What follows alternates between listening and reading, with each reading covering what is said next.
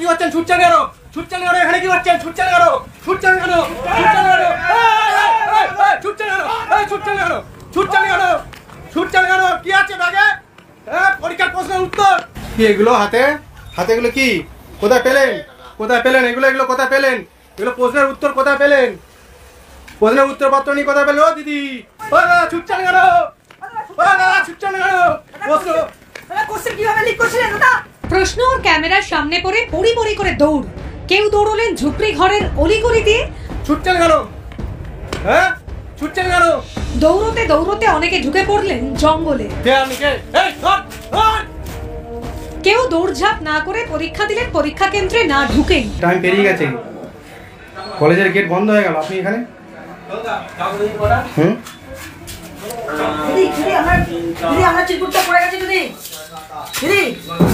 শুক্রবার এমনই ছবি ধরা পড়ল হুগলির আরামবাগে। উঠল ফার্মাসি পরীক্ষার প্রশ্ন বিক্রির অভিযোগ। আরামবাগ গভর্নমেন্ট পলিটেকনিক কলেজে এদিন ছিল ফার্মাসির প্রথম বর্ষের পরীক্ষা। সিট পড়েছে 5টি বেসরকারি ফার্মাসি কলেজের। অভিযোগ, পরীক্ষা শুরুর আগে এদিনও প্রশ্ন এবং উত্তর বিক্রি হয়ে যায়। কলেজ থেকে ঢিল ছোড়া দূরত্বে রীতিমতো প্রিন্টার এবং ফটোকপি যন্ত্র বসিয়ে উত্তরপত্র বিক্রি করা হয় বলে অভিযোগ। দেখছি আপনার কাছে অনেক প্রশ্ন উত্তরপত্র রয়েছে। কি আপনি? কে? পলিটেকনিক কলেজে পরীক্ষা হচ্ছে, উত্তরপত্র আপনার মাধ্যম দিয়ে পাচার হচ্ছে। কে আপনি? কে কে আপনি? কে মুখ লাগাচ্ছেন কেন? আগে কোশ্চেন বেরিয়েছে এবং এরা টুকলি করে নিয়ে পরীক্ষার 10 মিনিট টাইম পেরিয়ে যাওয়ার পর হলে ঢুকছে।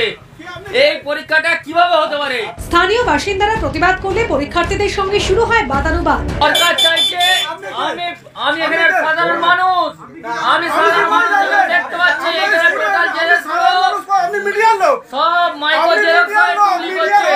স্থানীয় বাসিন্দাদের অভিযোগ, 3-4 দিন ধরে এই ঘটনা চলছে। চক্রের বেশ কয়েকজনকে আটকেও রাখে স্থানীয়রা।